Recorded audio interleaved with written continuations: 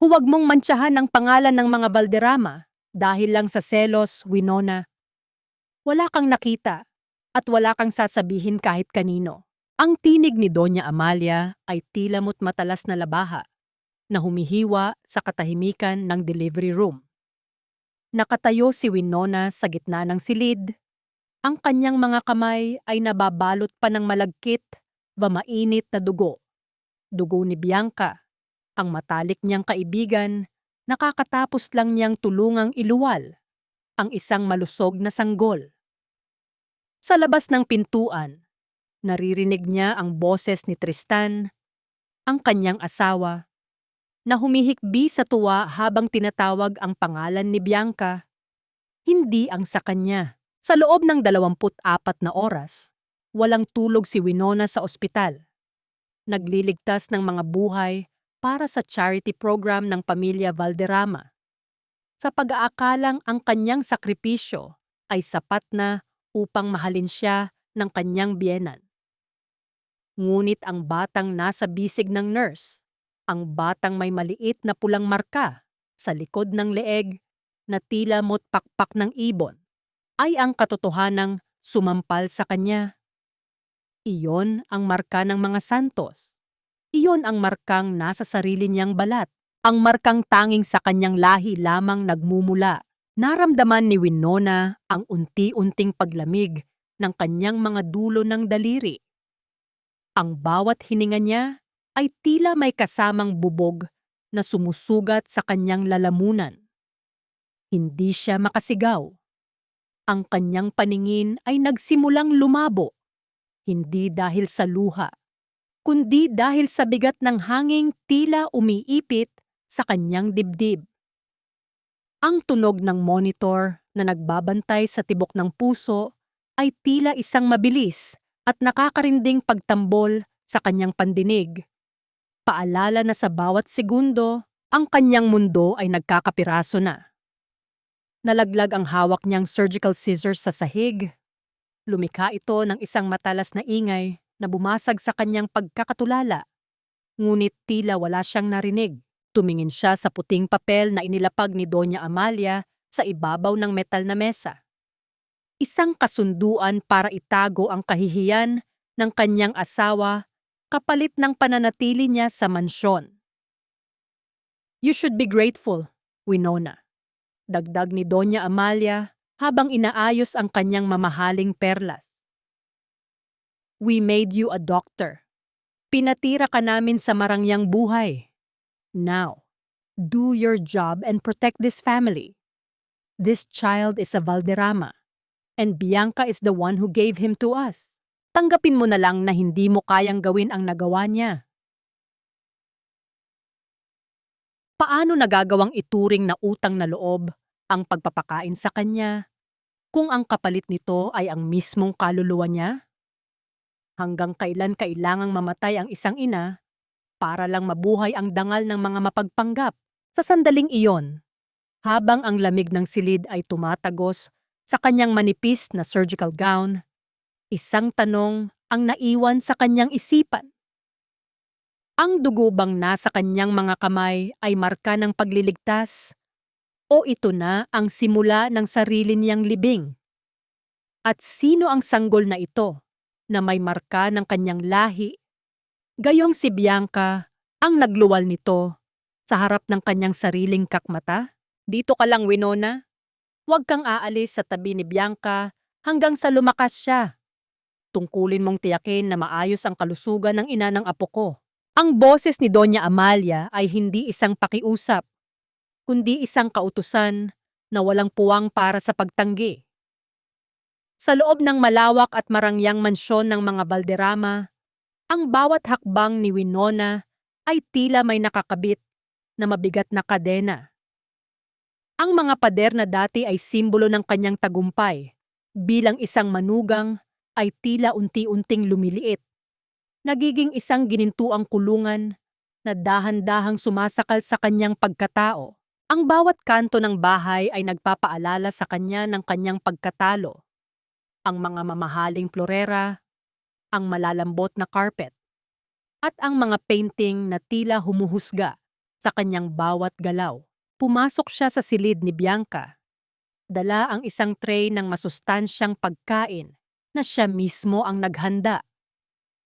Ang bango ng sabaw ay humahalimuyak sa hangin, ngunit para kay Winona, ito ay amoy ng abo. Nakahiga si Bianca sa gitna ng malaking kama, mukhang isang reyna na nagpapahinga pagkatapos ng isang mahabang laban. Ang dating matalik na kaibigan na hiningan niya ng payo sa lahat ng bagay ay ngayon ay isang estranghero na may nakakainsultong ngiti sa mga labi. Ang katahimikan sa pagitan nila ay tila isang makapal na pader na puno ng mga lihim at pagtataksil. Salamat, Winona. Napakabuti mo talagang kaibigan, sabi ni Bianca sa boses na puno ng pagpapanggap. Ang bawat salita ay tila isang karayom na itinutusok sa puso ni Winona. Sabi ni Tristan, maswerte raw ako dahil ikaw ang nag-aalaga sa akin. Sabi niya, wala na raw siyang mahihiling pa. Hindi sumagot si Winona.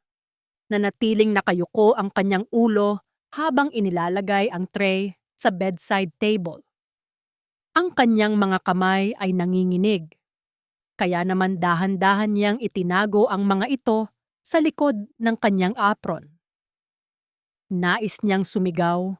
Nais niyang itanong kung paano nila nagawang nakawin ang kanyang kaligayahan. Ngunit ang kanyang lalamunan ay tila binarahan ng malalaking bato. Ang bawat paglunok niya ay may kasamang pait na hindi kayang pawiin ng anumang tubig. Eksaktong pumasok si Tristan sa silid. Ang kanyang asawa na dati ay tinitingnan siya ng may paghanga. Ngunit ngayon ay tila nakakakita na lamang ng isang obligasyon. Hindi man lang tumingin si Tristan sa kanyang mga mata. Dumiretso ito kay Bianca at hinawakan ang kamay nito nang may lambing na matagal nang hindi nararamdaman ni Winona. Ang bawat haplos ni Tristan kay Bianca ay tila isang sampal na paulit-ulit na dumadapo sa kanyang pisngi. Winona, bakit ganyan ang mukha mo? Malamig na tanong ni Tristan nang mapansin ang kanyang pananahimik. Dapat ay maging masaya ka. May bata na sa bahay na ito. Hindi ba't ito ang gusto mo? Kung hindi mo kayang ibigay ang kailangan ko bilang lalaki, ang manahimik at maglingkod na lang ang tanging magagawa mo para bumawi sa amin. Huwag mong pairalin ang selos mo dahil ikaw ang may pagkukulang. Ang mga salita ni Tristan ay tila isang lason na unti-unting pumapatay sa mga natitirang alaala ng kanilang pagmamahalan. Ang gaslighting na ito, ang pagpaparamdam sa kanya na siya ang may kasalanan sa lahat, ay mas masakit pa kaysa sa pisikal na sugat. Pakiramdam niya ay isa siyang basura na itinapon sa gilid ng kalsada. Pagkatapos ay pinilit na magpasalamat dahil binigyan pa siya ng pagkakataong makita ang basurang pumalit sa kanya. Lumabas si Winona ng silid nang hindi nagsasalita. Ang kanyang mga hakbang ay mabigat at walang direksyon. Naglakad siya patungo sa nursery. Ang silid na puno ng mga pangarap na siya mismo ang nagplano.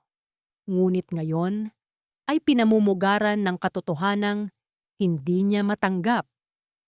Ang amoy ng baby powder at bagong labang lampin ay sumalubong sa kanya. Isang amoy na dapat sana ay nagdadala ng ligaya, ngunit ngayon ay nagdadala lamang ng sipayo. Huminto siya sa tapat ng glass door ng nursery. Mula sa labas, nakita niya ang isang eksenang tuluyang nagpaguho sa kanyang natitirang katatagan. Sa loob ng silid, sa tabi ng puting kuna, nakatayo si Tristan at Bianca.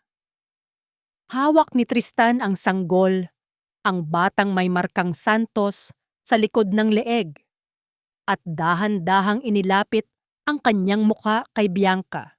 Ang tunog ng pagdampi ng kanilang mga labi ay tila isang pagsabog sa loob ng pandinig ni Winona. Isang halik na puno ng pagmamahal. Isang halik na selyo ng kanilang bagong pamilya. Habang ang tunay na asawa ay nakatayo sa dilim, pinapanood ang sarili niyang paglilibing. Ang katahimikan ng gabi ay binasag lamang ng mahinang hagulgol ng sanggol. Isang tunog na tila tumatawag sa kanya, ngunit siya ay nanatiling nakapako sa kinatatayuan, lunod sa sariling luha at kawalan ng pag-asa. Huwag mong kalimutan kung nasaan ka, Winona. Ang bawat hibla ng damit na suot mo, ang bawat butil ng kaning kinakain mo, at maging ang lisensyang ipinagmamalaki mo. Lahat iyan ay utang mo sa pamilya Valderrama. Ang boses ni Doña Amalia ay tila isang mabigat na tanikala na pumupulupot sa leeg ni Winona. Naroon sila sa loob ng pribadong kapilya ng mansyon, kung saan ang amoy ng insenso at mga sariwang bulaklak ay tila nakakasuffocate sa halip na nakakapagbigay ng kapayapaan. Nakatayo ang matanda sa harap ng dambana. Ang kanyang mukha ay banal na banal tingnan sa ilalim ng liwanag ng mga kandila. Ngunit ang bawat salitang binibitawan niya ay puno ng lason at pang-aalipusta. Inatasan ni Doña Amalia si Winona na ayusin ang mga mamahaling gamit sa altar. Isang gawain na dapat ay para sa isang katulong. Ngunit ipinipilit ng matanda na ito ay isang paraan ng pagpapakumbaba para sa isang manugang na hindi raw marunong magpasalamat.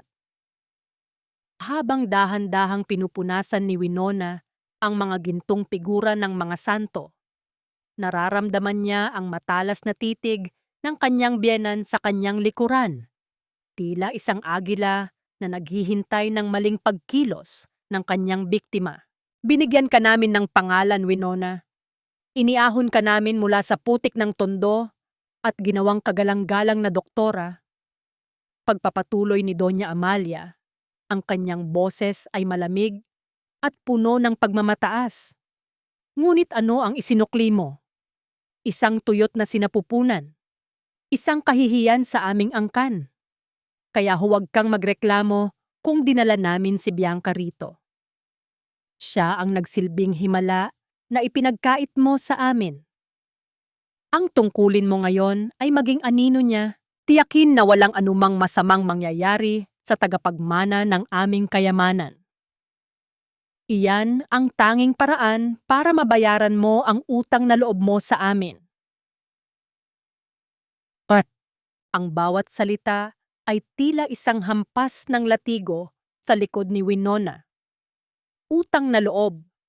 Iyan ang salitang laging ginagamit ng mga Valderrama para kontrolin siya, para patahimikin ang kanyang mga hinaing, at para gawin siyang alipin sa sarili niyang tahanan. Ang kanyang lisensya bilang doktor na pinaghirapan niya ng puyat at pagod ay tila naging pag-aari na rin nila. Pakiramdam niya ay isa siyang ibon na pinutulan ng mga pakpak at ikinulong sa isang hawla na yari sa ginto, kung saan ang bawat kanta niya ay kailangang ayon sa gusto ng kanyang mga Panginoon. Sa gitna ng kanyang pagdurusa, dahan-dahang dinukot ni Winona mula sa kanyang bulsa ang isang maliit at lumang krus na yari sa kahoy. Isang regalo mula kay Lola Isay noong bago siya kumuha ng board exam. Ang kahoy nito ay sandana at may mga gasgas. Ngunit para kay Winona, ito ang tanging bagay na tunay na sa kanya. Hinaplos niya ang magaspang na balat ng krus. Ang kanyang hinlalaki ay pilit na humahanap ng lakas mula sa simpleng bagay na ito. Ito ang kanyang golden moment. Isang tahimik na paalala na sa kabila ng kinang ng mga Valderrama, may isang bahagi ng kanyang pagkatao na hinding-hindi nila makukuha. Natapos ang sermon ni Doña Amalia at iniwan siyang mag-isa sa kapilya. Ang katahimikan ay tila isang mabigat na kumot na bumabalot sa kanya. Ngunit ang katahimikang ito ay biglang binasag ng pag-vibrate ng kanyang telepono sa loob ng kanyang bulsa. Isang hindi kilalang numero ang lumitaw sa screen. Sa loob ng mansyong ito, ang bawat tunog ay tila isang babala. Kaya naman mabilis siyang nagtago sa likod ng isang malaking haligi. bago sinagot ang tawag. Doktora Winona Santos. Isang boses ng matandang babae ang narinig niya sa kabilang linya. Ang boses ay tila pamilyar. Tila nanggagaling sa isang nakaraang matagal na niyang ibinaon sa limot. Hindi lang pagtataksil ang ninakaw nila sa iyo sa gabi ng iyong operasyon. May mas malalim pang lihim na nakatago sa ilalim ng mga puting gown at pekeng ngiti sa ospital ng mga Valderrama. Mag-ingat ka sa mga taong tinatawag mong pamilya. Bago pa man makapagsalita si Winona, namatay na ang linya. Ang tunog ng putol na linya ay tila isang mabilis na tibok ng puso sa kanyang pandinig. Ang boses na iyon. Tila ito ang boses ni Tia Deli, ang yarsang matagal nang nawala pagkatapos ng kanyang operasyon, 1 taon na ang nakalilipas. Ang kanyang kamay ay nagsimulang manginig at ang malamig na pawis ay gumuhit sa kanyang noo. Ano ang ibig sabihin ng babae? Anong operasyon ang tinutukoy nito? Ang tanging alam ni Winona ay ang pagtanggal ng cyst sa kanyang ovary. Ang operasyong sinabi ni Tristan na dahilan kung bakit nahihirapan siyang magbuntis. Ngunit sa sandaling iyon, habang tinitingnan niya ang kanyang sariling refleksyon sa gintong dambana, isang nakakapangilabot na hinala ang nagsimulang mabuo sa kanyang isipan. Sino ang tunay na kaaway sa loob ng bahay na ito? At bakit tila ang bawat sulok ng mansyon ay may matang nakatingin at naghihintay sa kanyang pagbagsak? Ang misteryong iniwan ng tawag ay tila isang lason na dahan-dahang kumakalat sa kanyang sistema, binabago ang bawat paniniwalang pinanghahawakan niya. Ang katawan ng isang babae ay hindi marunong magsinungaling, Bianca. Maaari mong linlangin ang mundo sa iyong mga salita, ngunit ang balat mo ay nagsasabi ng ibang kwento. Ang mga salitang ito ay nanatili lamang sa isipan ni Winona, habang maingat niyang sinusuri ang vital signs ni Bianca sa loob ng kanilang marangyang silid. Bilang isang bihasang doktor sa obstetrics, alam ni Winona ang bawat sulok at pagbabago ng katawan ng isang babaeng kakatapos lang manganganak. Ang pamamaga ng mga paa, ang unti-unting paglabas ng gatas, at ang mga marka sa tiyan na tila isang mapa ng buhay. Lahat ng ito ay dapat naroroon. Ngunit habang tinutulungan niya si Bianca na magpalit ng kanyang seda na pantulog, ang mga mata ni Winona ay nanatiling nakapako sa makinis at tila hindi nagalaw na balat ng kanyang kaibigan. Wala ang tinatawag na linya negra, ang madilim na guhit na karaniwang humahati sa tiyan ng isang buntis. Wala ring kahit isang bakas ng stretch marks, gayong ang sanggol na iniluwal nito ay may kabigatan. Ang bawat obserbasyon ni Winona ay tila isang piraso ng puzzle na hindi nagtutugma. Isang medikal na misteryo na nagsisimulang magpabilis sa tibok ng kanyang puso. Bakit mo ba ako tinitingnan ng ganyan, Winona? Iritableng tanong ni Bianca habang inaayos ang kanyang buhok sa harap ng salamin. Gawin mo na lang ang dapat mong gawin. Huwag kang masyadong mausisa. Baka nakakalimutan mong narito ka lang para pagsilbihan ako. Imbes na sumagot, dahan-dahang lumapit si Winona sa basurahan sa gilid ng banyo. Doon, nakita niya ang ilang bakanteng lalagyan ng gamot. Dinampot niya ang isa at binasa ang etiketa. Ang kanyang mga kamay ay nanigas. Hindi ito mga vitamins para sa nagpapasuso. Ito ay mga hormonal supplements na ginagamit para ihanda ang matris sa isang embryo transfer, isang proseso ng IVF. Bakit iinom nito ang isang babaeng kakatapos lang dumaan sa isang normal na panganganak? Ang kanyang golden moment ay dumating nang mapansin niya ang isang maliit na bote ng pabango sa tabi ng mga gamot. Isang pabangong siya mismo ang pumili para kay Tristan noong huling anibersaryo nila. Ang amoy nito ay tila isang lason na humalo sa hangin, nagpapaalala sa kanya na ang bawat kasinungalingan sa loob ng silid na ito ay may basbas ng kanyang asawa. Pinisil niya ang bote ng mahigpit hanggang sa bumakas ang puti sa kanyang mga kasukasuan, pilit na pinipigilan ang sarili na hindi sumabog sa galit at kalituhan. Sa kabila ng tensyon, kailangang manatiling propesyonal ni Winona. Inutusan niya si Bianca na humiga para sa isang mabilis na physical exam. Habang itataas niya ang suot na gown ni Bianca upang suriin ang bahagi ng matris, isang bagay ang kumuha sa kanyang atensyon.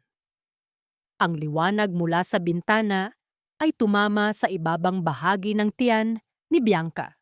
Doon nakita ni Winona ang isang manipis at maputlang peklat. Hindi ito ang pahalang nahiwa ng isang cesarean section.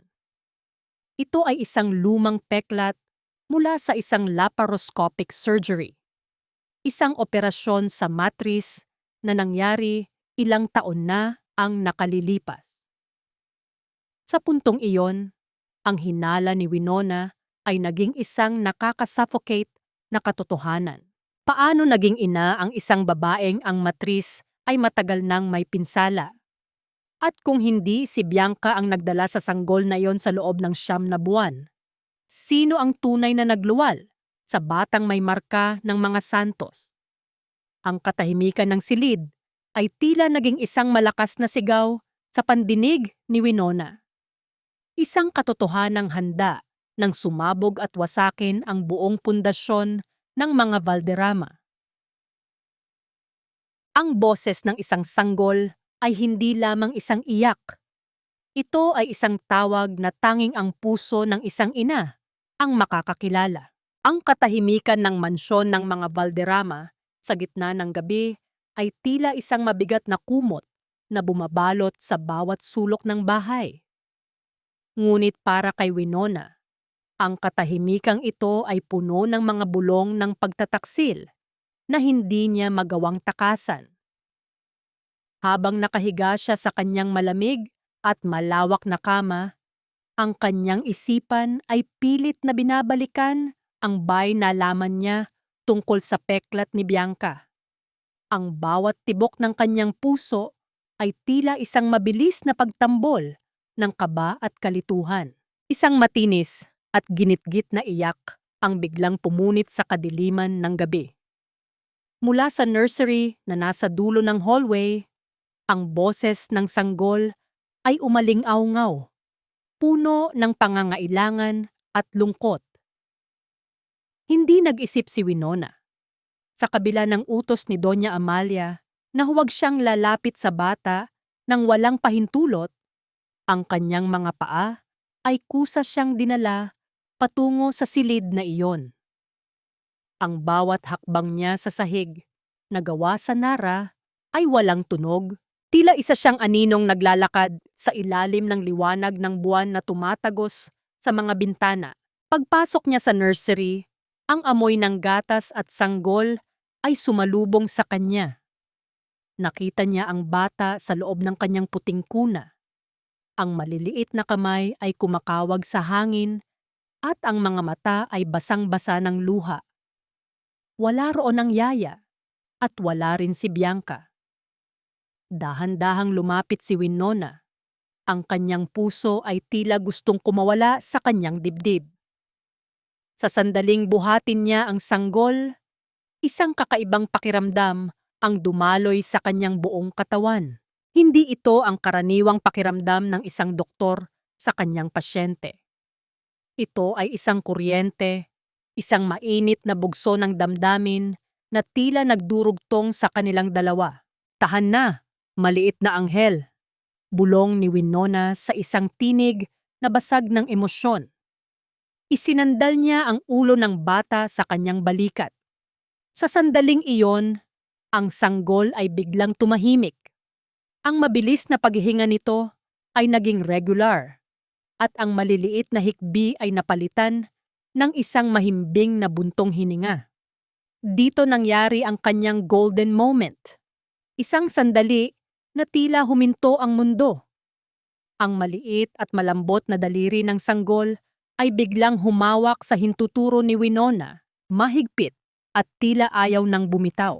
Ang panginginig ng mga labi ni Winona ay hindi na niya napigilan. Habang tinitingnan niya ang sanggol sa ilalim ng madilim na liwanag, muli niyang nakita ang marka sa likod ng leeg nito, ang pulang ibon na tila isang lihim na selyo. Pakiramdam niya ay may isang boses sa loob niya na sumisigaw. Nagsasabing, ang batang ito ay hindi estranghero. Ang pintig ng dugo ng bata ay tila sumasabay sa pintig ng sarili niyang puso. Isang himig ng katotohanan na hindi kayang burahin ng anumang dokumento. Ngunit ang kapayapaang iyon ay biglang winakasan ng isang marahas na pagbukas ng pinto. Ang liwanag mula sa hallway ay tumama sa mukha ni Winona. At doon ay nakatayo si Bianca. Suot ang kanyang mamahaling robe at ang mukhang puno ng poot. Ang kanyang mga mata ay nanlilisik habang nakatingin sa magkadikit na balat ni Winona at ng sanggol. "Anong ginagawa mo rito? Bitawan mo ang anak ko," sigaw ni Bianca sa isang pabulong na paraan ngunit puno ng lason. Mabilis siyang lumapit at marahas na kinuha ang sanggol mula sa bisig ni Winona. Nagising ang bata at muling nagsimulang umiyak, tila nagrereklamo sa pagkawala ng init na naramdaman kanina. "Tinitingnan ko lang siya, Bianca.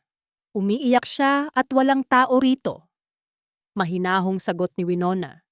Bagaman ang kanyang boses ay nanginginig sa galit at sakit. "Hindi mo kailangang tingnan ang anak ko. Tandaan mo ang lugar mo rito, Winona. Katulong ka lang dito, isang babysitter na may titulong doktor," sabi ni Bianca habang may nakakalokong ngiti sa kanyang mga labi.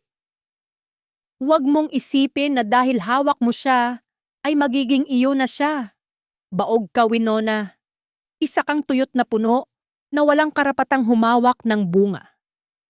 Umalis ka na bago ko patawagin si Tristan at ipakita sa kanya kung paano mo ginugulo ang pahinga ng mag-ina niya."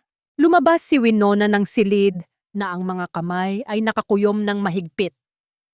Ang sakit ng mga salita ni Bianca ay tumagos sa kanyang buto.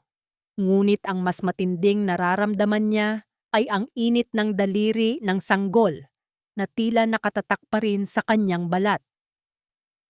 Habang naglalakad siya pabalik sa kanyang silid, isang kaisipan ang lalong naging malinaw sa kanya. Ang batang iyon ay hindi kay Bianca. At gagawin niya ang lahat upang malaman kung kanino talaga ang pintig ng dugong naramdaman niya kanina.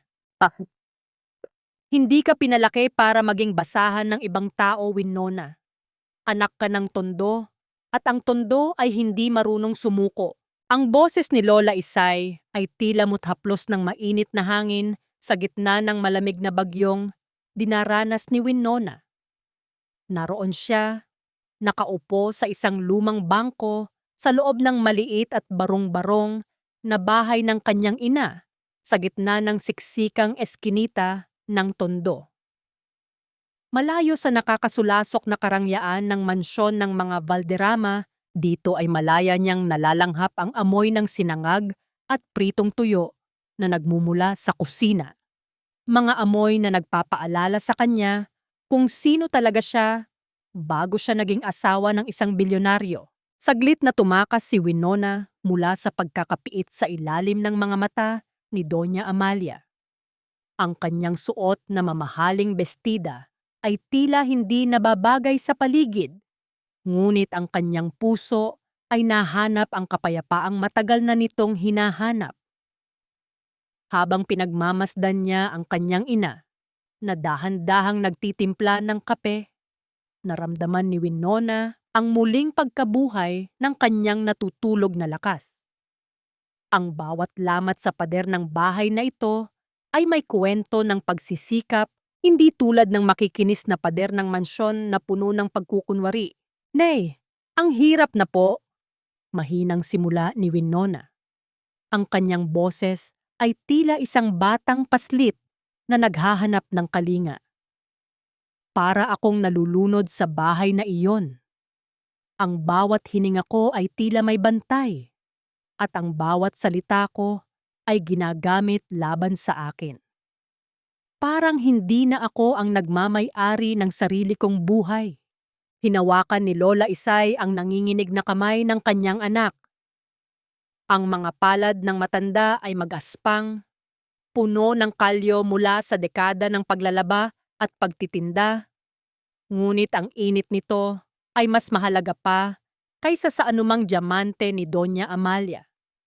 Dito nangyari ang golden moment. Isang sandali ng pagbabalik sa nakaraan. Tumayo si Lola Isay at kinuha ang isang lumang kahon ng sapatos mula sa ilalim ng kama. Mula rito, inilabas niya ang isang madilaw na papel. Isang drawing ni Winona, noong siya ay 7 taong gulang pa lamang. Sa drawing na iyon, may isang batang babae na may pulang marka sa likod ng leeg. Isang markang hugis, pakpak ng ibon.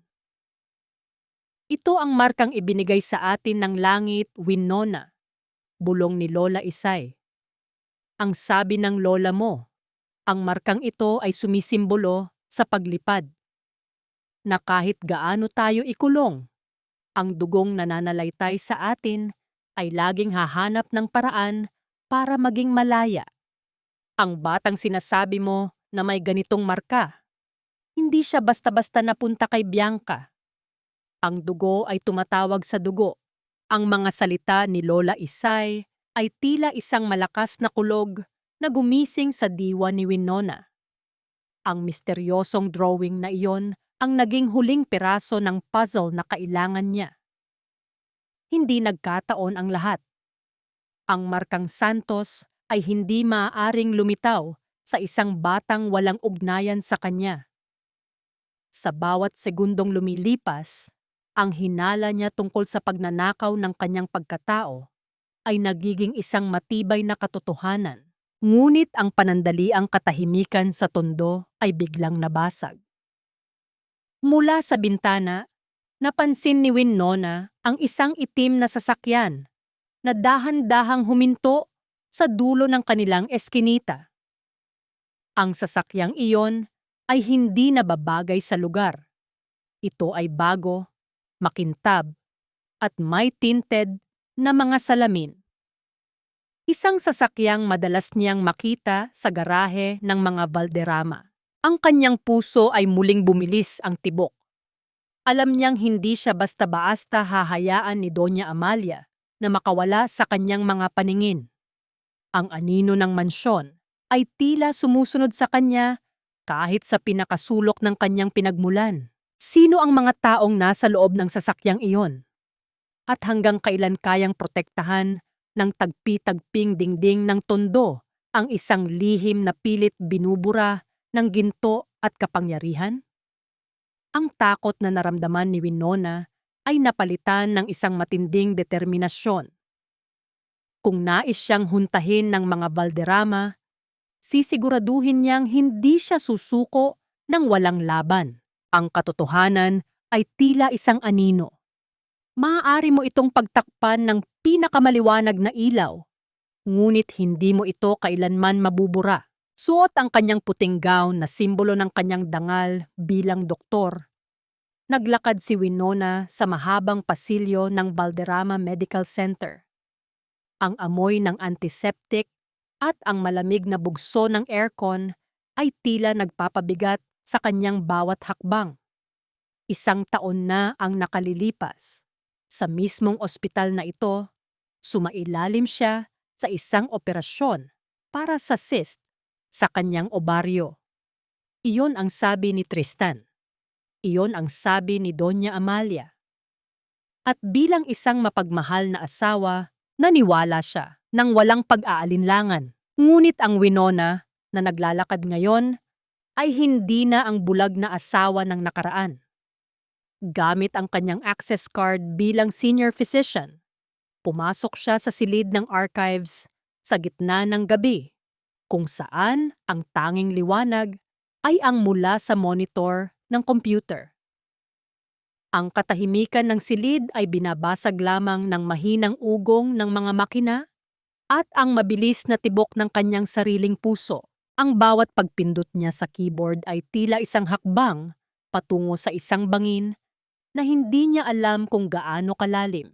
Hinanap niya ang kanyang sariling medical records mula noong nakaraang taon. Sa unang tingin, ang nakasulat ay ovarian cystectomy. Ngunit bilang isang espesyalista, alam ni Winona kung paano magbasa sa pagitan ng mga linya. Binuksan niya ang anesthesia records at ang listahan ng mga gamot na itinurok sa kanya habang siya ay walang malay. Ang kanyang mga mata ay nanlaki nang makita ang pangalan ng isang gamot, gonadotropins. Ito ay hindi gamot para sa cyst. Ito ay ginagamit para sa ovarian stimulation upang maglabas ng maraming itlog ang isang babae. Naramdaman ni Winona ang panghihina ng kanyang mga tuhod, kaya naman napakapit siya sa gilid ng mesa. Ang kanyang golden moment ay ang sandaling hinawakan niya ang malamig na folder ng kanyang file. Naramdaman niya ang bawat pahina nito na tila isang piraso ng kanyang sariling laman na kinuha ng walang pahintulot. Ang bawat pirma ni Tristan sa mga consent forms ay tila mga saksak sa kanyang likuran na ngayon lamang nagdurugo. Hindi pa siya huminto roon. Sa tulong ng code na ibinigay ng misteryosong tumawag sa kanya, binuksan niya ang isang nakatagong folder na may markang Project V. Doon, ang lahat ng piraso ng puzzle ay tuluyang nagtagpo. Nakita niya ang timeline ng IVF procedure na isinagawa sa parehong araw ng kanyang operasyon. Nakita niya ang pangalan ng embryologo, ang mga bayad na idinaan sa ilalim ng mesa, at ang pinakamasakit sa lahat, ang listahan ng mga sangkot. Ang kanyang paningin ay nagdilim habang binabasa ang huling dokumento. Ito ay isang surrogacy agreement, ngunit hindi ito legal. Isa itong krimen na binalot sa terminolohiya ng medisina. Ang bawat letra sa papel ay tila naglalabas ng apoy na sumusunog sa kanyang mga pangarap. Ang katotohanan ay mas malala pa sa kanyang mga hinala. Hindi lang siya pinagtaksilan. Siya ay ninakawan sa pinakamarahas na paraan. Isang mahinang tunog ng pagpihit ng kandado ang narinig niya mula sa pinto ng archives. Mabilis na pinatay ni Winona ang monitor at nagtago sa likod ng malalaking shelf ng mga dokumento. Naririnig niya ang mabibigat na hakbang ng isang tao na dahan-dahang pumapasok sa silid. Ang bawat segundong dumadaan ay tila isang taon sa kanyang pakiramdam, habang pilit niyang pinatatahimik ang kanyang paghinga. Sino ang darating sa silid na ito sa ganitong oras? At kung mahuhuli siya, paano niya maipapaliwanag ang mga dokumentong hawak niya ngayon? Habang nakakubli sa dilim, ang mga mata ni Winona ay nanatiling nakapako sa huling pahinang na print niya, kung saan malinaw na nakasulat ang mga pangalang pumasak sa kanyang buhay. Donor egg, Winona Santos Valderrama. Surrogate mother, Bianca Lazaro. Status, successful implantation. Ang batang inaalagaan niya, ang batang hinahaplos niya sa gabi, ay hindi anak ng pagkakasala. Ang batang iyon ay sarili niyang dugo at laman. Ninakaw nila ang kanyang anak mula sa loob mismo ng kanyang katawan. Ang pinakamatamis ng ngiti ay madalas na nagmumula sa pusong puno ng pait. At ang pinakatahimik na gabi ay ang hudyat ng isang nagbabadyang bagyo. Nakalabas si Winona mula sa archives ng ospital nang hindi nahuhuli, ngunit ang bawat hakbang niya pabalik sa mansyon ng mga Valderrama ay tila isang paglalakad sa ibabaw ng nagbabagang mga uling. Ang mga dokumentong nakuha niya ay nakatago ng maayos sa loob ng kanyang bag. Ngunit ang bigat nito ay tila isang dambuhalang bato na nakadagan sa kanyang dibdib. habang nakatingin siya sa bintana ng sasakyan. Ang mga ilaw ng Maynila ay tila mga lumalabo at lumalayong pangarap. Ang mansyong dati ay itinuturing niyang tahanan ay isa na lamang ngayong malaking libingan ng mga lihim. Nadatnan niya ang pamilya sa gitna ng isang marangyang hapunan. Ang mahabang mesa ay puno ng mga mamahaling putahe. Mga pagkaing sapat ng pakanin ang isang buong barangay sa Tondo sa loob ng isang buwan. Nakaupo si Tristan sa kabisera. Mukhang pagod, ngunit may bakas ng tagumpay sa kanyang mga mata. Sa tabi niya ay si Bianca, na tila isang reyna sa kanyang bagong seda na damit, habang si Doña Amalia ay masayang pinagmamasdan ang dalawa. Narito ka na pala, Winona. Malamig na bati ni Tristan nang hindi man lang tumitingin sa kanya. Umupo ka na at kumain. Pinag-uusapan na namin ang binyag ng bata. Gusto ni Mama na gawin itong pinakamalaking kaganapan sa taong ito. Dahan-dahang umupo si Winona. Ang amoy ng steak at mamahaling alak ay tila nakakasulasok sa kanyang sikmura. Kinuha niya ang bote ng pulang alak at dahan-dahang sinalinan ang kanyang baso. Dito nangyari ang kanyang golden moment. Habang pinapanood niya ang pagdaloy ng madilim at mapulang likido, naisip niya na tila ito ang dugong dumanak mula sa kanyang puso noong gabing ninakawan siya ng kanyang pagkatao. Pinanood niya ang bawat patak, ang bawat bula at ang paraan ng pagkapit ng kulay nito sa kristal na baso. Ang kanyang kamay ay nanatiling matatag, kahit na sa loob niya ay nais na niyang isabog ang mesa. Winona, narinig mo ba ako? Untag ni Doña Amalia, ang kanyang boses ay puno ng awtoridad. Gusto ko ay ikaw ang personal na mag-asikaso sa listahan ng mga bisita mula sa Medical Association. Kailangan nilang makita na ang pamilya Valderrama ay may bago ng pag-asa. Opo, Mama, mahinahong sagot ni Winona. Ang kanyang boses ay tila isang kalmadong dagat na nagtatago ng isang tsunami.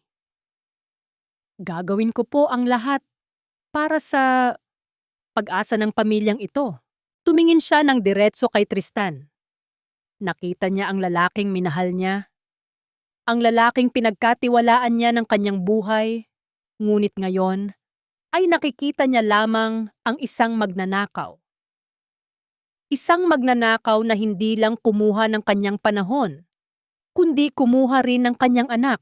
Tristan, tawag ni Winona sa isang tono na sadyang ginawa niyang malambing, ngunit may kislap ng panganib.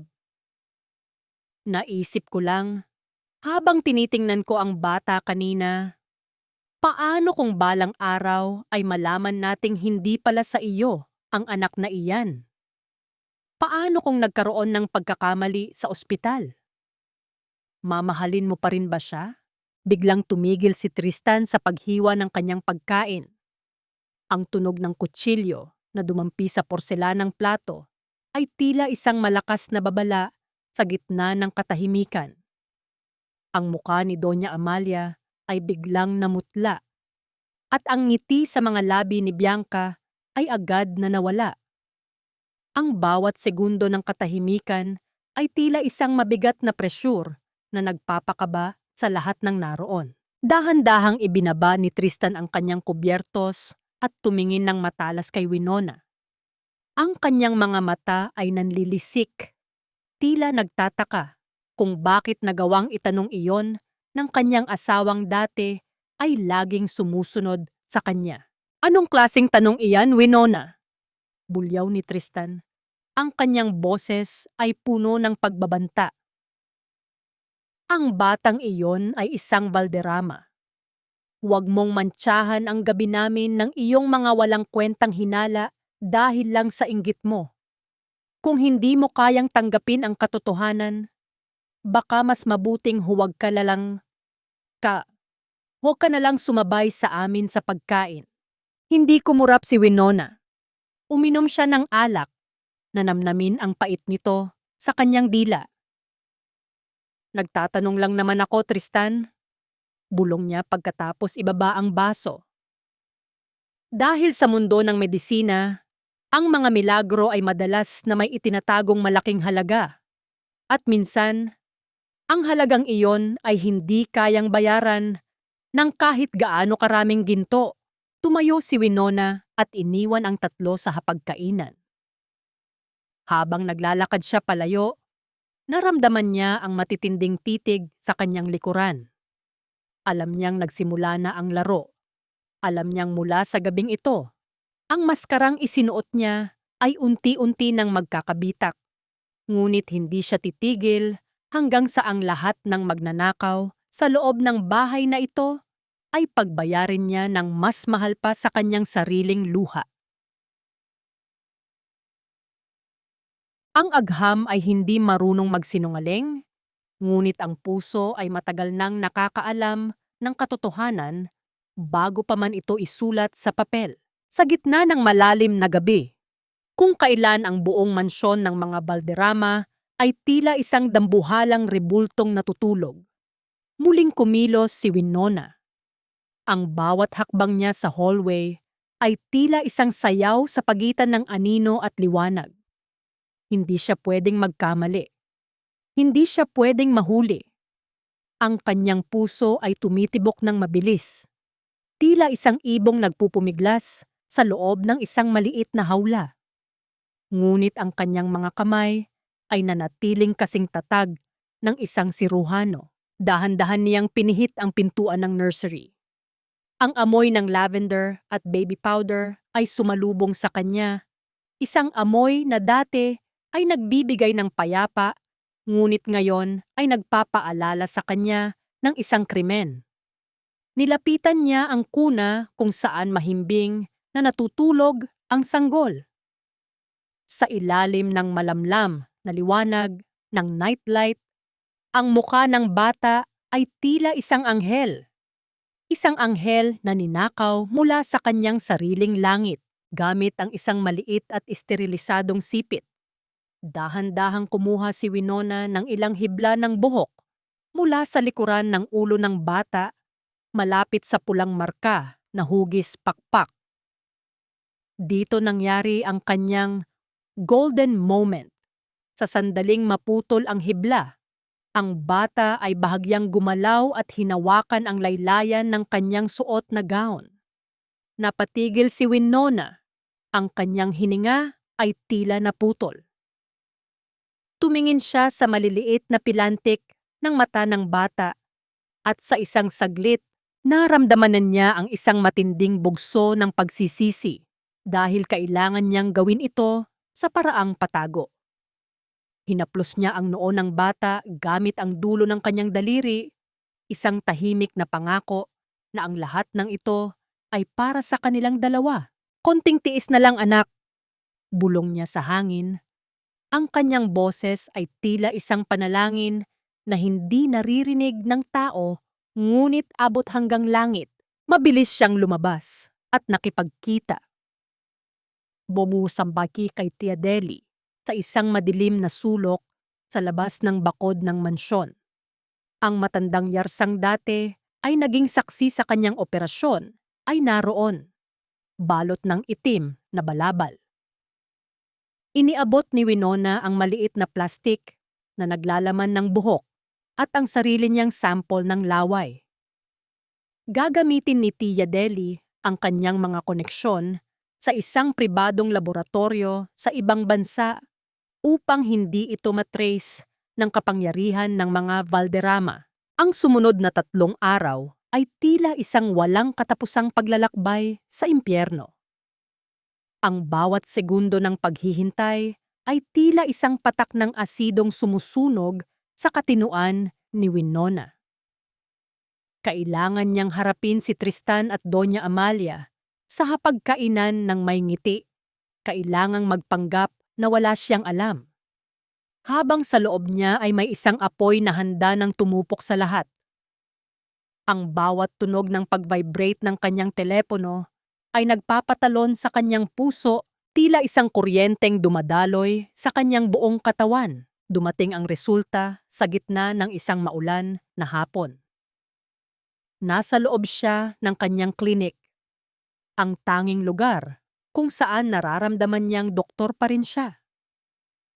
Binuksan niya ang encrypted file na ipinadala sa kanyang email. Ang liwanag mula sa screen ng computer ay tumama sa kanyang basang mga mata.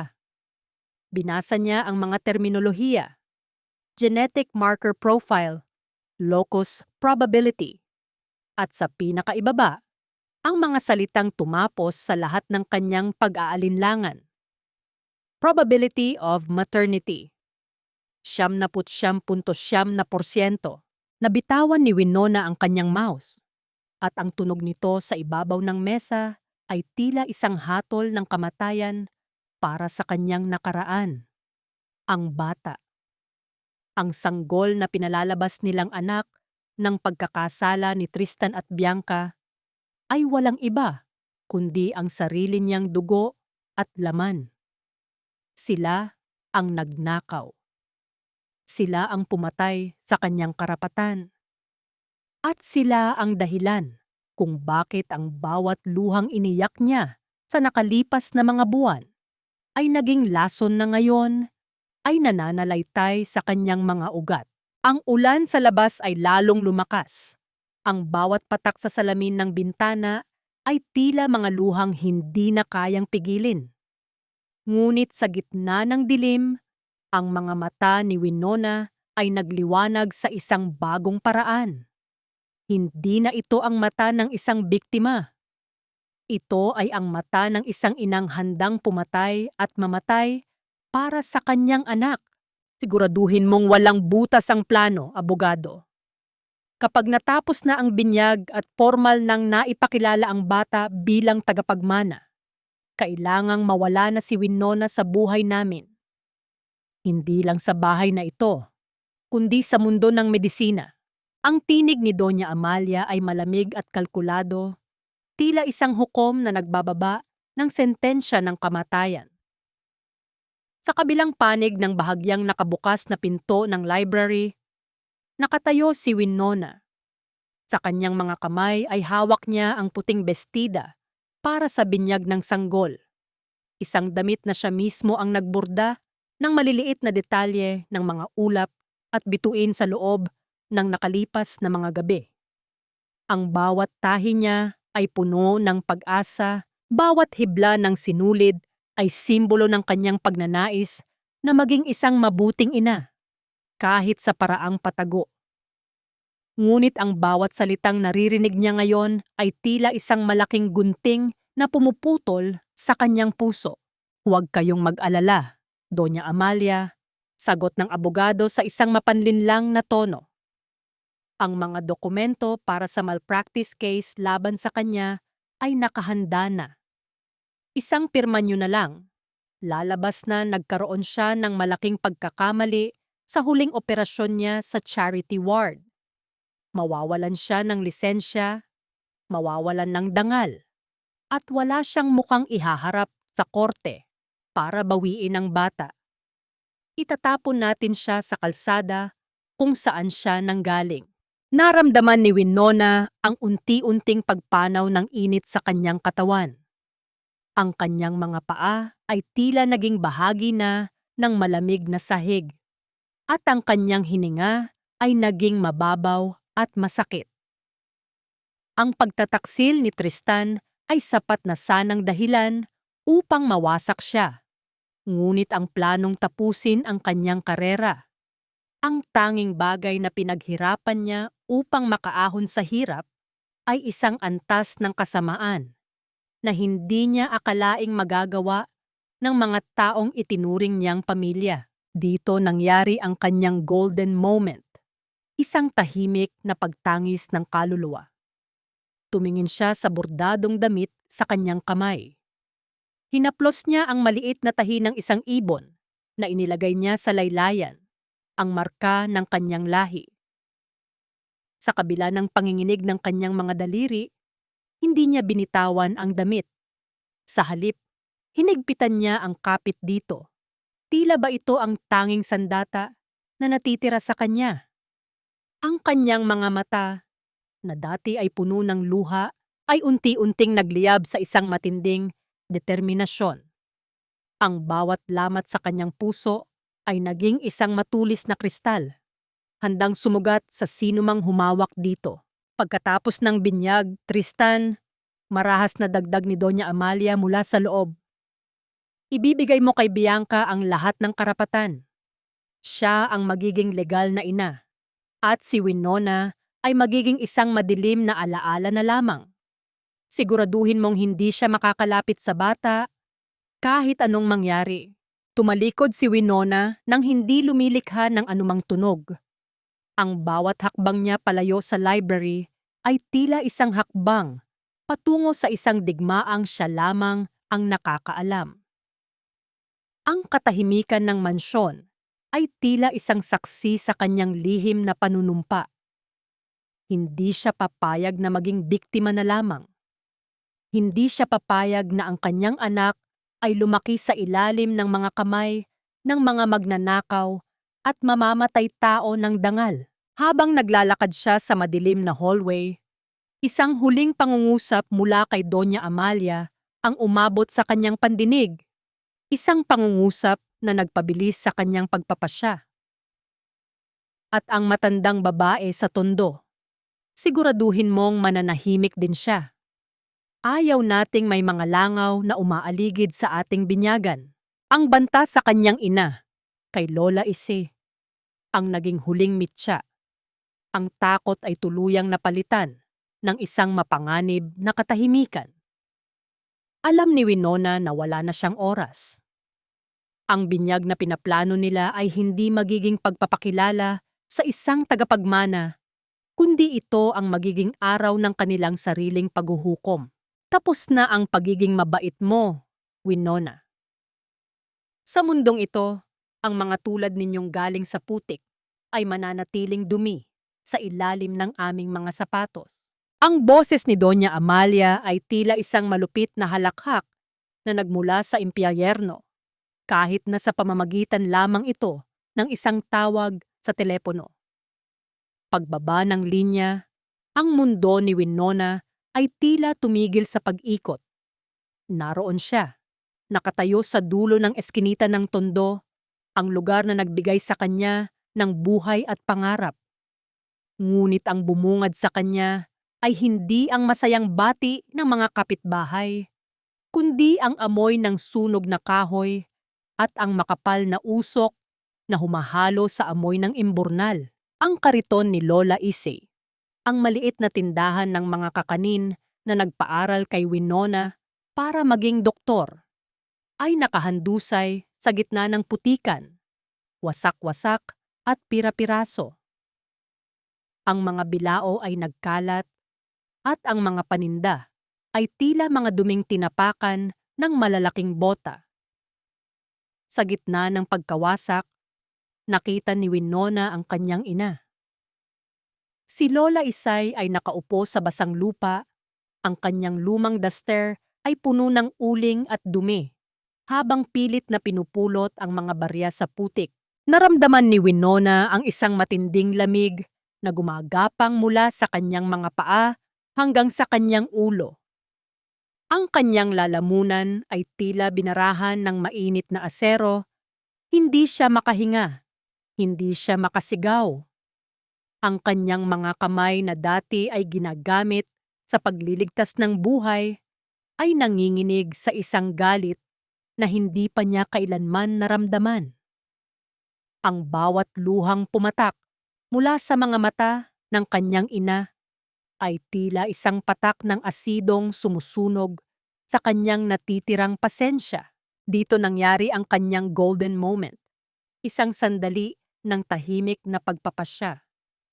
Dahan-dahang lumapit si Winona kay Lola Isay. Hindi siya nagmura, hindi siya naghisterikal.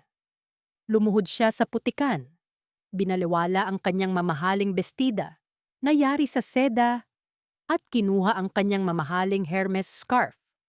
Isang regalo mula kay Tristan na dati ay pinakaiingatan niya. Ginamit niya ito upang punasan ang mukha ng kanyang ina, dahan-dahan Tila ba pinupunasan niya ang lahat ng sakit at kahihiyang idinulot ng mga Valderrama. Nay, tumingin ka sa akin, bulong ni Winona sa isang boses na kasing talas ng isang scalpel. Huwag kang hihingi ng tawad sa kanila at huwag na huwag mong iisipin na talo tayo. Mula sa araw na ito, tapos na ang pagtitiis ng mga santos. Tumayo si Winona. Ang kanyang tindig ay tila isang tore na hindi kayang tibagin ng anumang bagyo. Tumingin siya sa paligid, sa mga taong nanonood na may takot sa kanilang mga mata.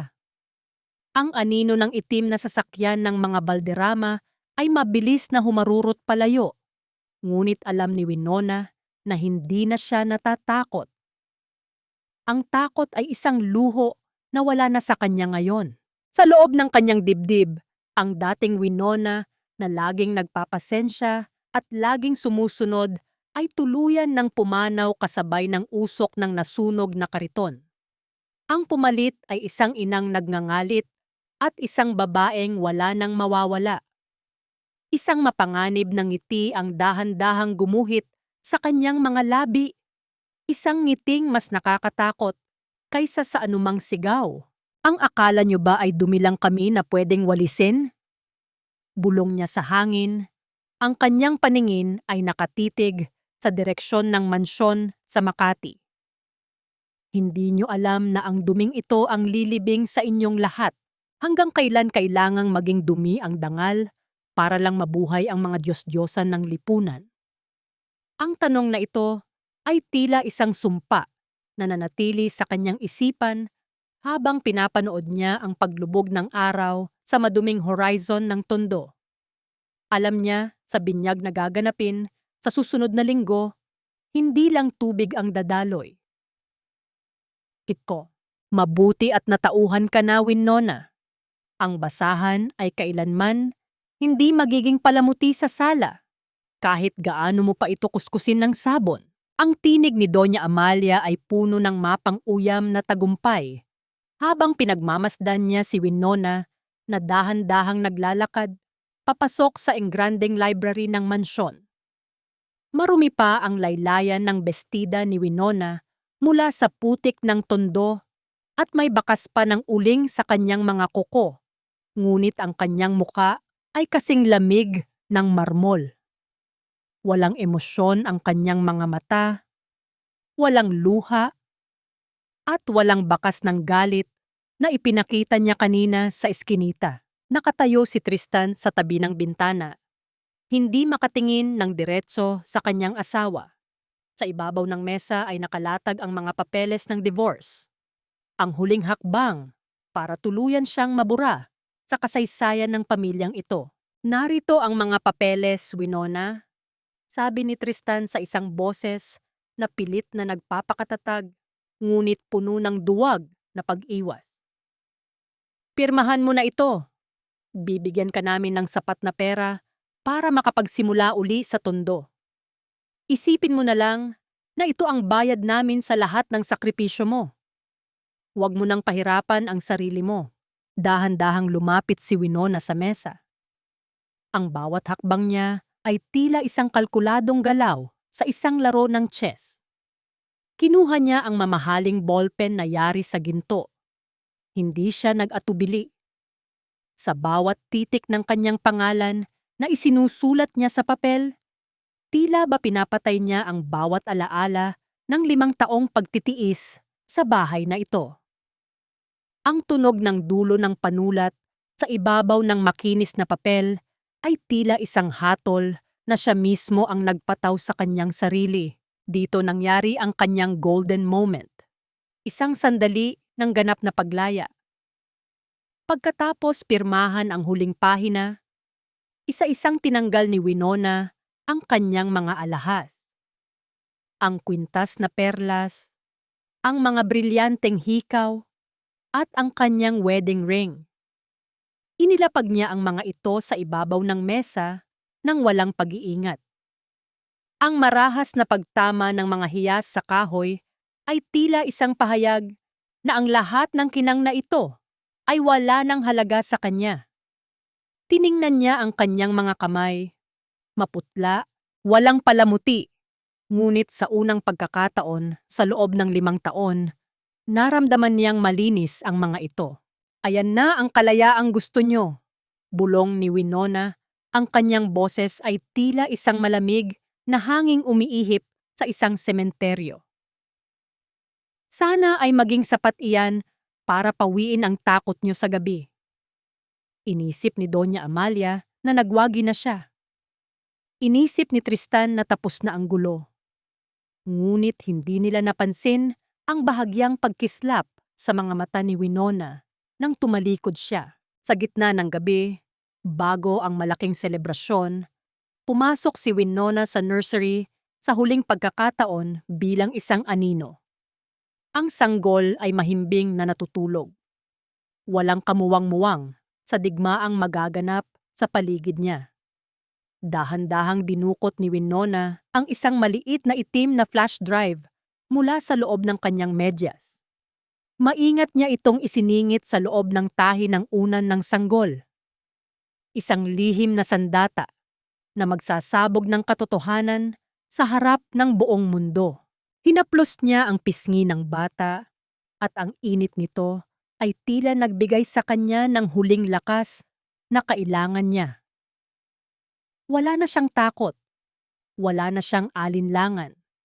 Ang bagyong darating sa susunod na araw ay hindi magmumula sa langit, kundi mula sa isang inang ninakawan ng lahat, ngunit nakahanap ng paraan para bawiin ang kanyang dangal. Ang gabi ay tila naging mas madilim, at ang katahimikan ng mansyon ay tila isang bibig na handang lumamon sa sino mang magkakamali.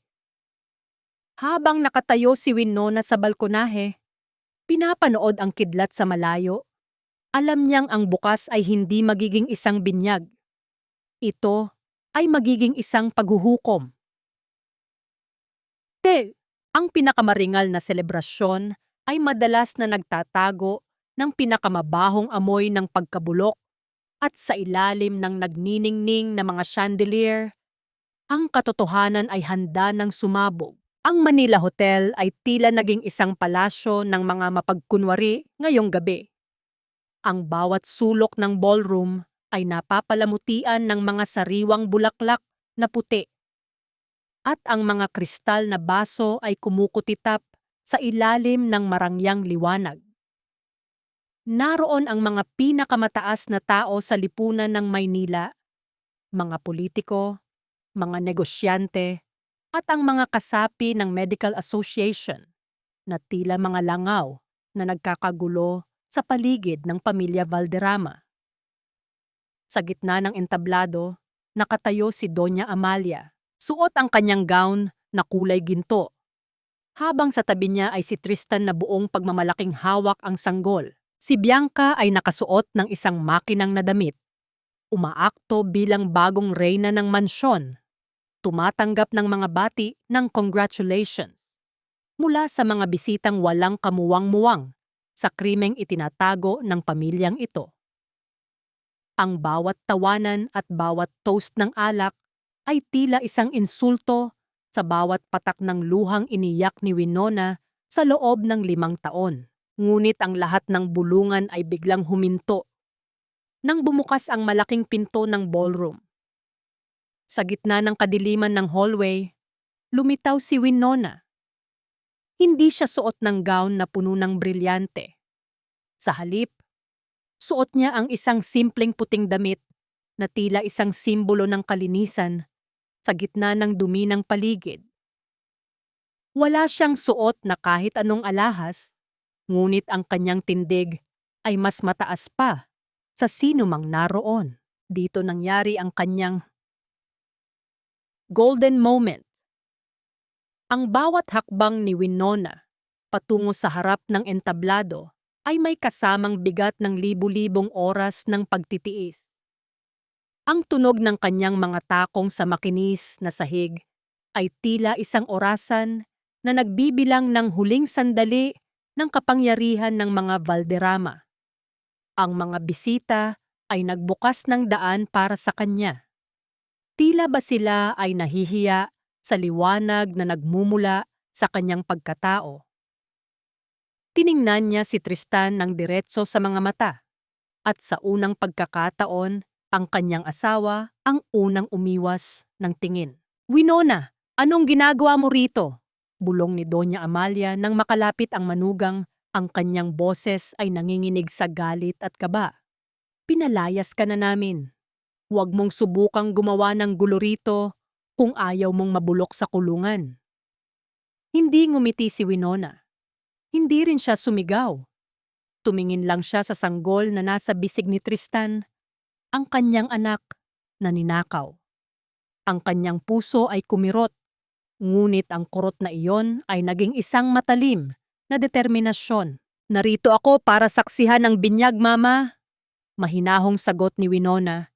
Ang kanyang tinig ay umaling-aungaw sa buong ballroom dahil sa katahimikan ng mga tao. Dahil ang isang binyag ay tungkol sa paghuhugas ng kasalanan. At sa gabing ito, marami tayong dapat hugasan. Umakyat si Winona sa entablado sa kabila ng pagtatangka ng mga security guard na harangan siya. Sa isang hudyat na siya lamang ang nakakaalam, biglang namatay ang lahat ng ilaw sa loob ng ballroom. Ang malakas na singhap ng mga tao ay bumalot sa kadiliman. Ang katahimikan ay tila naging isang mabigat na presyur na nagpapabilis sa tibok ng puso ng lahat. Pagkatapos ng ilang segundo, ang dambuhalang screen sa likod ng entablado, ang screen na dapat sana ay magpapakita ng mga litrato ng pamilya, ay biglang nagliwanag. Ngunit hindi mukha ng isang masayang pamilya ang lumabas. Ang bumungad sa lahat ay ang isang madilim na video mula sa isang security camera sa loob ng isang laboratorio. At ang boses ni Doña Amalia na malinaw na maririnig ng lahat ng naroon. "Siguraduhin mong walang matitirang ebidensya na kay Winona ang mga itlog na kinuha natin. Ang batang ito ay dapat maging ang anak ni Bianca sa lahat ng dokumento." Ang bawat salitang lumabas sa speaker ay tila isang kulog na yumanig sa buong Manila Hotel. Ang mukha ni Doña Amalia ay naging kasing puti ng papel sa ilalim ng liwanag ng screen, habang ang mga bisita ay nagsimulang magbulungan ng malakas, puno ng pagkabigla at diring-diri. Ang katotohanan ay hindi kailanman mababaon sa limot ng ginto dahil ang bawat patak ng luha ng isang ina ay nagiging sulo na tatapos sa kadiliman ng inyong mga kasinungalingan. Ang boses ni Winona ay umalingaw-ngaw sa gitna ng nagkakagulong ballroom ng Manila Hotel. Ang liwanag mula sa malaking screen ay tila isang malupit na baha na naghuhubad sa dangal ng mga balderrama sa harap ng daan-daang saksi. Ang mga bulungan ng mga bisita ay tila isang malakas na ugong ng mga bubuyog, puno ng pagkabigla, pandidiri at panunuya. Ang mga taong kanina lamang ay yumuyukod kay Doña Amalia ay ngayon ay tumitingin sa kanya na tila ba siya ay isang maruming basahan. "Patayin niyo iyan. Isang paninirang puri iyan. Security. Ilabas ang babaeng iyan." Ang sigaw ni Doña Amalia. Ngunit ang kanyang boses ay nanginginig at pumiyok sa gitna ng kaba. Ang kanyang mukha na dati ay puno ng kolorete at kapalaluan ay ngayon ay basang-basa ng malamig na pawis. Sinubukan niyang habulin ang mga technician, ngunit ang kanyang mga paa ay tila naging paralisado sa gitna ng entablado. Dahan-dahang lumakad si Winona patungo sa gitna. Ang bawat hakbang niya ay may dalang kapangyarihan ng isang taong wala ng kinakatakutan.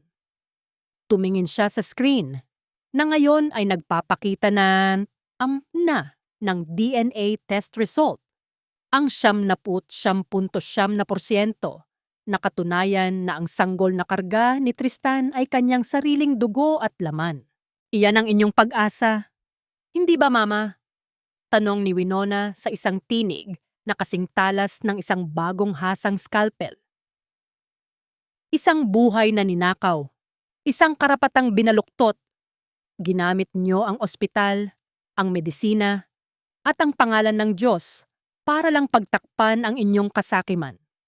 Ngunit ang agham ay hindi marunong magsinungaling, gaya ng kung paano kayo nagnakaw ng isang bata mula sa kanyang tunay na ina. Dito nangyari ang kanyang golden moment. Isang sandali ng ganap na hustisya. Sa gitna ng kaguluhan, biglang bumukas ang mga pinto sa likuran at pumasok ang isang grupo ng mga lalaking nakauniporme. Sila ang mga kinatawan ng National Bureau of Investigation, kasama ang mga opisyal mula sa Philippine Medical Association. Ang tunog ng kanilang mga sapatos sa carpeted na sahig ay tila isang martsa ng kamatayan para sa karera ng mga Valderrama, Doña Amalia Valderrama at Dr. Tristan Valderrama. Pahayag ng opisyal sa harap ng lahat. Kayo ay nasa ilalim ng investigasyon para sa mga kasong human tissue theft, falsification of medical records, at kidnapping. Mayroon kaming warrant para sa inyong pagdakip. Ang basong hawak ni Tristan ay nalaglag at nabasag sa sahig.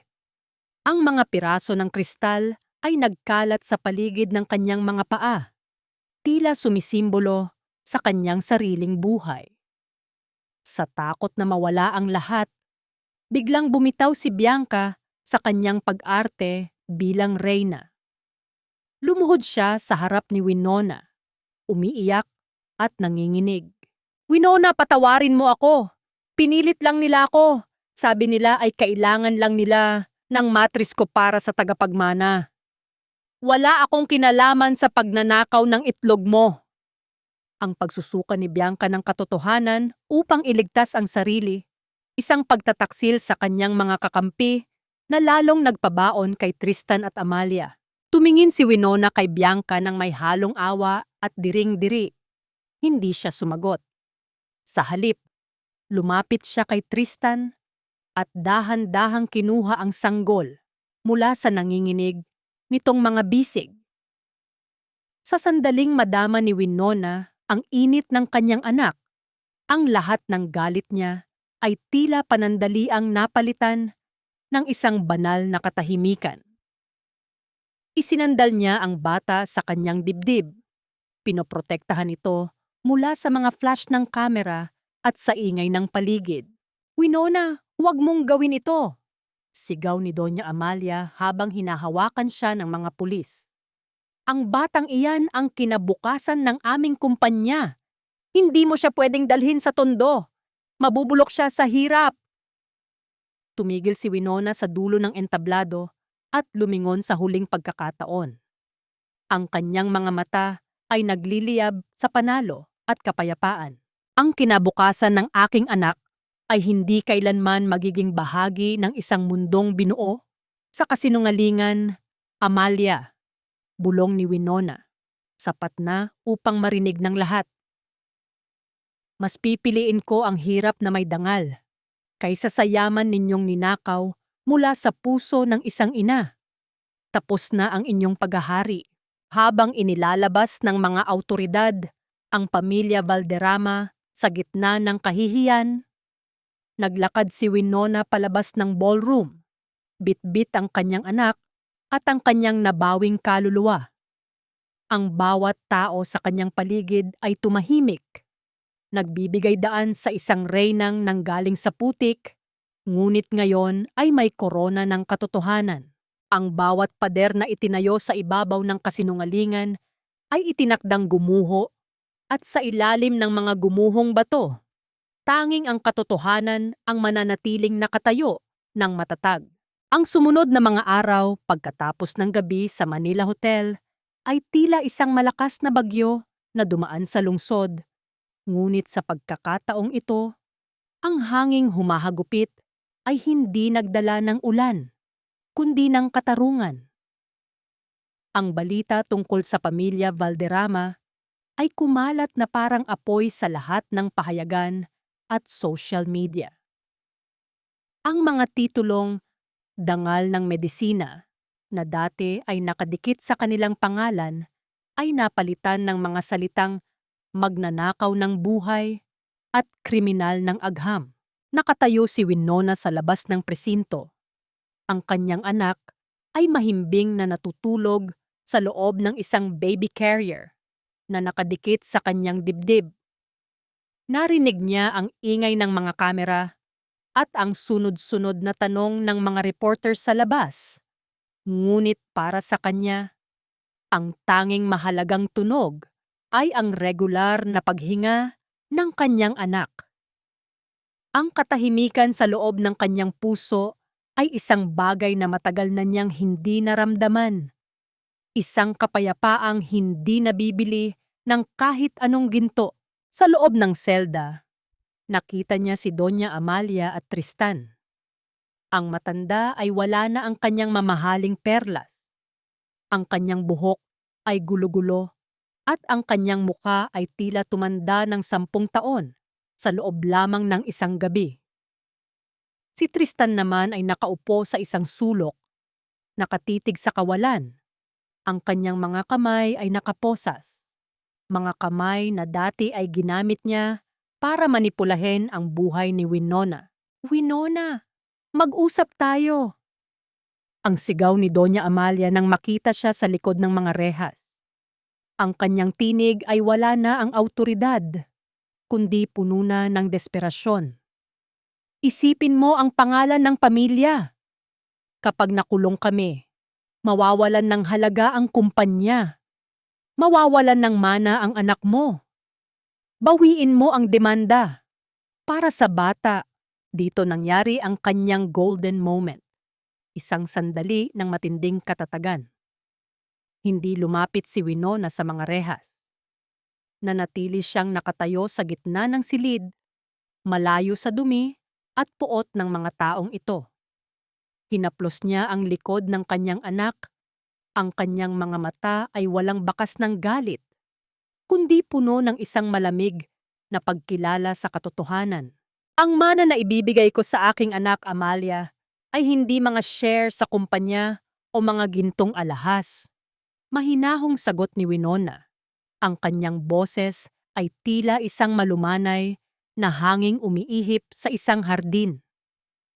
"Ang ipapamana ko sa kanya ay ang isang malinis na pangalan at ang kaalaman na ang kanyang ina ay hindi sumuko sa inyong kasamaan. Ang yaman ninyo ay marumi at hinding-hindi ko hahayaan na kahit isang sentimo niyan ay humawak sa balat ng aking anak." Tumingin si Tristan kay Winona. Ang kanyang mga mata ay puno ng pagsisisi, ngunit alam ni Winona na huli na ang lahat. Ang pag-ibig na dati ay nagbubuklod sa kanila ay tuluyan ng naging abo at walang anumang luha ang makakapagbalik ng init sa kanilang nakaraan. "Winona, patawarin mo ako. Mahal ko kayo ng anak natin." Bulong ni Tristan sa isang boses na puno ng panginginig. "Ang pag-ibig ay hindi nagnanakaw, Tristan," sagot ni Winona bago tumalikod. "Ang pag-ibig ay nagpoprotekta. At sa gabing kinuha niyo ang aking anak mula sa akin, pinatay niyo na rin ang huling bahagi ng lalaking minahal ko." Habang naglalakad siya palabas, naririnig niya ang marahas na pagtatalo ni na Amalia at Tristan. Sa loob ng selda, nagsisihan, nagmumurahan, at naglalaglagan. Ang kanilang alyansa na binuo sa kasalanan ay tuluyan ng nagkapira-piraso mula sa loob. Ang toreng ginto ng mga Valderrama ay hindi lang gumuho. Ito ay naging alabok. Lumabas si Winona sa liwanag ng araw. Sinalubong siya ng sariwang hangin ng kalayaan. Sa malayo, nakita niya ang sasakyang magdadala sa kanya pabalik sa tondo, kung saan naghihintay si Lola Isay na may kasamang mainit na yakap. Ang laban ay tapos na, at ang katarungan ay hindi lamang isang salita, kundi isang bagong buhay na hawak niya ngayon sa kanyang mga bisig. Ang tunay na yaman ay hindi matatagpuan sa loob ng isang vault na yari sa bakal, kundi sa loob ng isang pusong nahanap na ang kanyang kapayapaan pagkatapos ng mahabang pakikipagdigma. Ang hangin sa Tondo ay hindi kasing bango ng mga air freshener sa mansyon sa Makati, ngunit sa bawat paghinga ni Winona, nararamdaman niya ang kalayaang matagal nang ipinagkait sa kanya. Narito siya muli sa maliit na klinika na itinayo niya sa tulong ng mga dating kasamahan sa propesyon na nanatiling naniniwala sa kanyang dangal.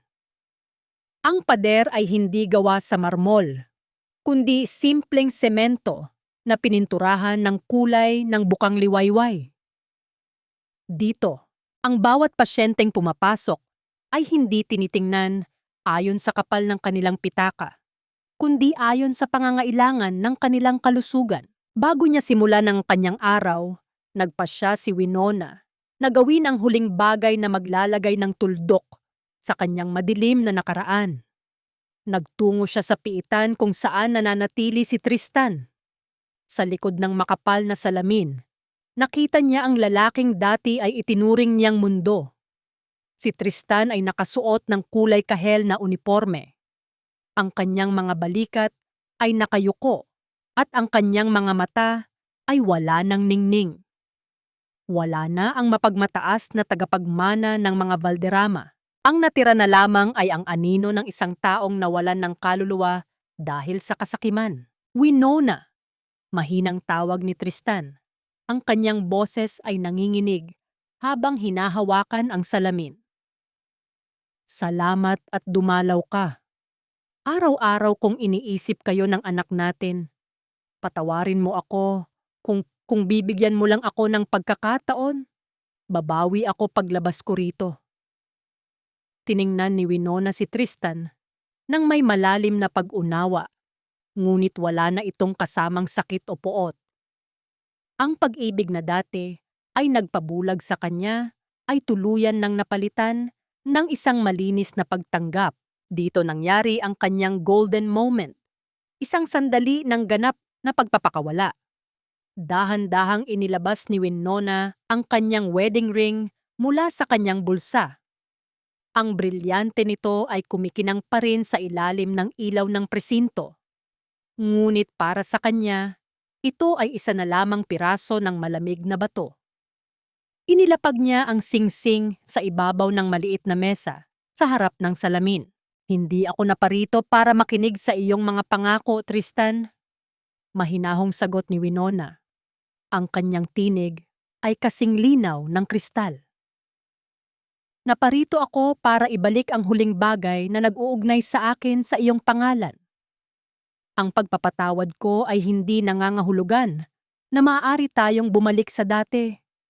Ang pagpapatawad ay para sa aking sarili, upang hindi na ako magdala ng bigat habang pinalalaki ko ang ating anak sa katotohanan. Winona, huwag mong iwan ang singsing. Iyan ang simbolo ng pangako natin. Pagmamakaawa ni Tristan. Ang kanyang mga luha ay nagsimulang pumatak sa kanyang pisngi. Ang pangako ay napuputol kapag ang katapatan ay ninanakawan. Sabi ni Winona habang tumatayo. Wala ka ng pamilya, Tristan. Mayroon ka na lang ay ang iyong anino at ang iyong mga alaala. Ang batang iyon ay lalaking matuwid, malayo sa lason ng inyong yaman. Iniwan ni Winona ang singsing sa mesa. Tila isang basura na wala ng silbi. Ang tunog ng kanyang mga hakbang palayo sa visitation room ay tila isang hudyat ng pagtatapos ng isang kabanata. Paglabas niya sa gate ng kulungan, sinalubong siya ni Lola Isay na karga-karga ang kanyang anak. Ang bata ay tumawa nang makita siya. Ang maliliit na kamay ay kumakawag sa hangin, naghahanap ng init ng kanyang yakap. Habang naglalakad sila pabalik sa kanilang komunidad sa Tondo, isang matandang babae ang lumapit kay Winona at nagpapasalamat sa libreng gamot na ibinigay niya kahapon. Napangiti si Winona. Ito ang tunay na tagumpay. Hindi ang pagkapanalo sa korte, kundi ang pagbabalik ng kanyang kakayahang magmahal at magsilbi ng walang takot. Ngunit sa gitna ng kanyang kapayapaan, Habang pinagmamasdan niya ang papalubog na araw sa Manila Bay, isang tanong ang nanatili sa kanyang isipan. Ang lahat ba ng sugat ay tuluyan ng naghilom? O mayroon pa ring mga anino ng nakaraan na handang sumulpot sa hindi inaasahang pagkakataon? Ang kanyang puso ay payapa, ngunit alam niyang ang buhay ay isang patuloy na paglalakbay ng pag-iingat sa biyayang kanyang nabawi. Ang bawat bukang liwayway ay may dalang pangako na ang dilim ay hindi kailanman magtatagal. At sa bawat paghinga ng isang malayang tao, ang katarungan ay nananatiling buhay. 5 taon na ang nakalipas mula nang lisanin ni Winona ang ginintuang kulungan ng mga Valderrama. Ngunit ang bawat alaala ng gabing iyon sa Manila Hotel ay tila isang malayo at malabong panaginip na lamang. Ngayon, sa gitna ng ingay at buhay ng tondo, nakatayo ang isang simpleng gusali na may karatulang klinika ng bukang liwayway. Ang mga dingding nito ay hindi gawa sa mamahaling marmol, kundi sa simpleng semento na pininturahan ng kulay ng langit sa umaga. Dito, ang bawat pasyenteng pumapasok, mga inang walang pambayad, mga batang may sakit, at mga matatandang kinalimutan na ng lipunan, ay tinatanggap ni Winona ng may pantay na paggalang at pagmamahal. Wala na ang mga mamahaling seda at brilyante.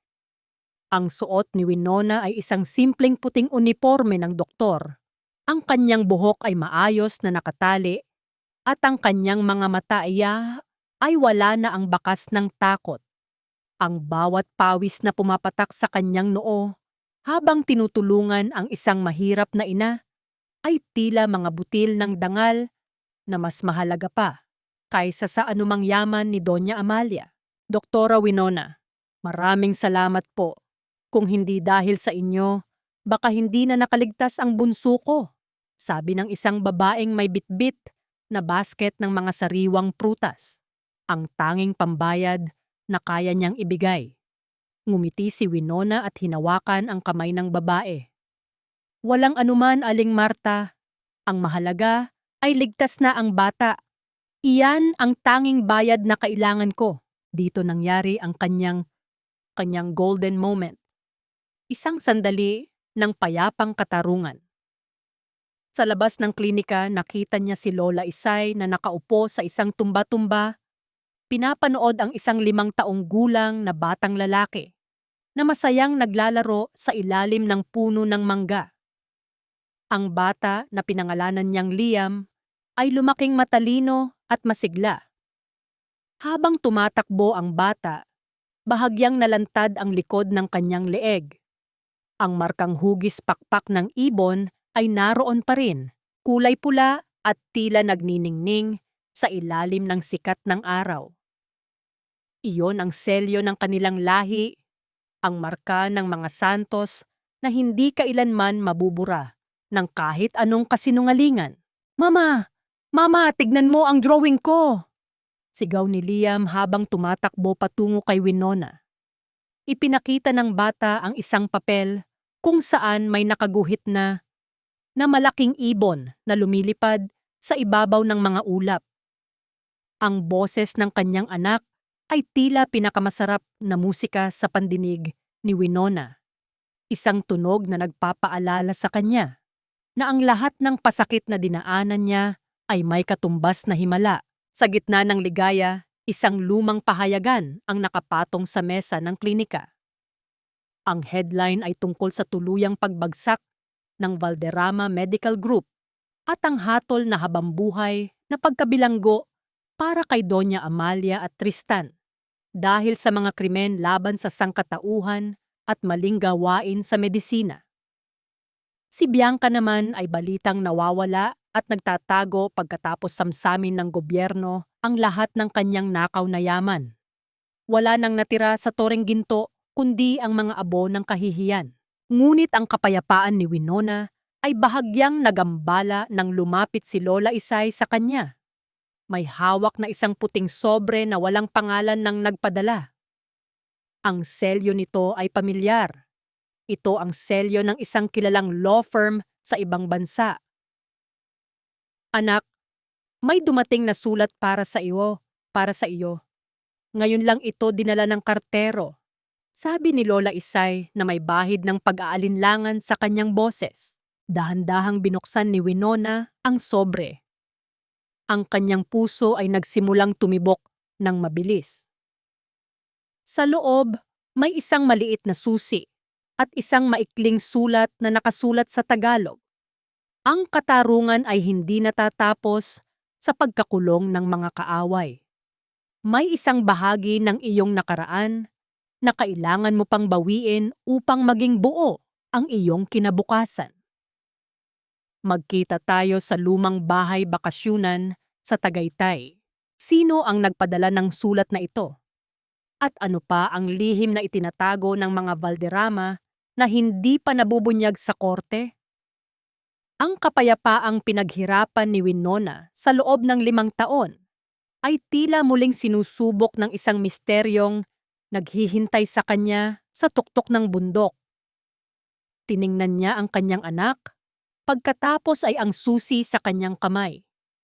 Alam niya para sa ganap na kaligtasan ni Liam, kailangan niyang harapin ang huling aninong ito.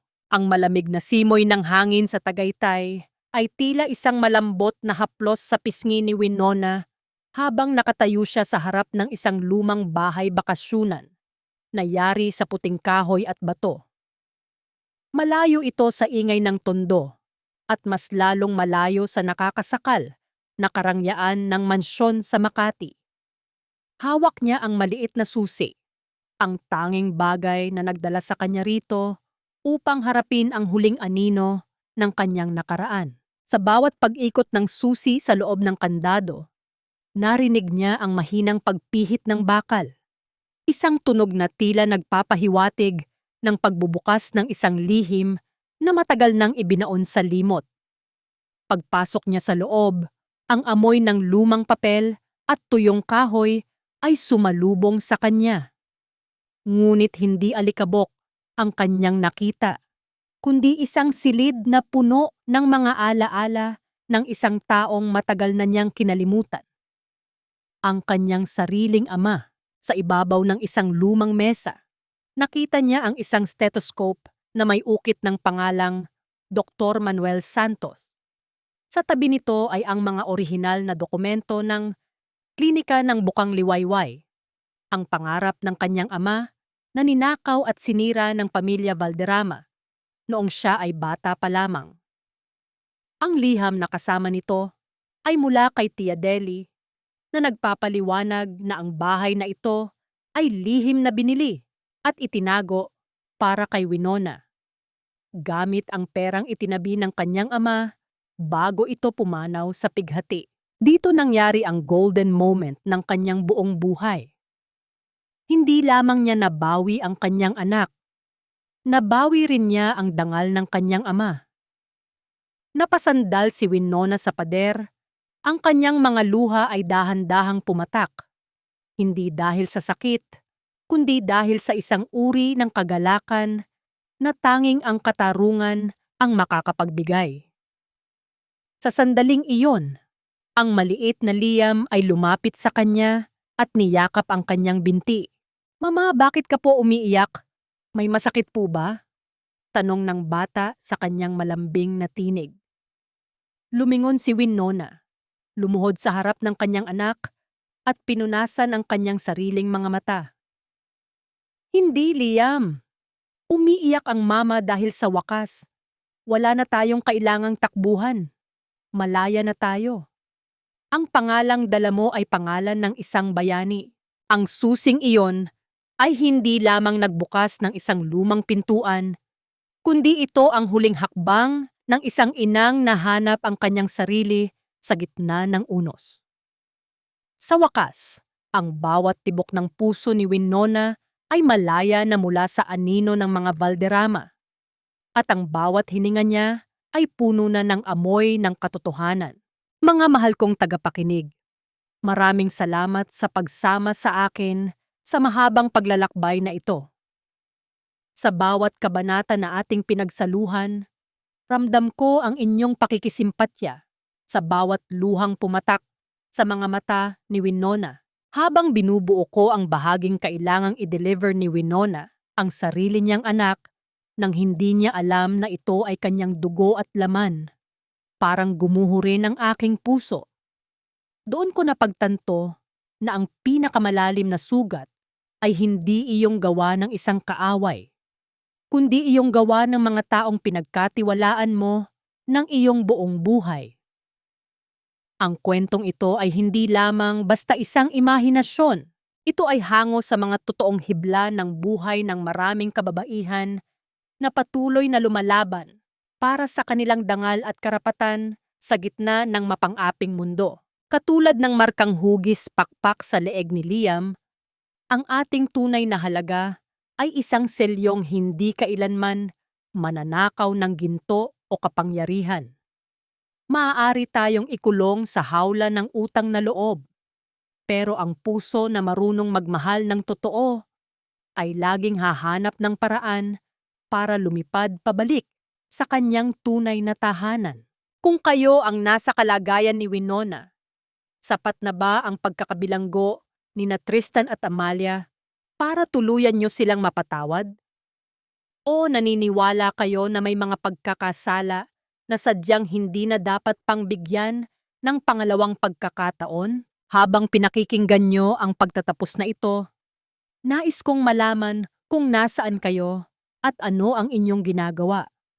Marahil ay nagluluto kayo ng hapunan, nagtitiklop ng mga damit, o nagpapahinga pagkatapos ng isang mahabang araw ng pagtatrabaho.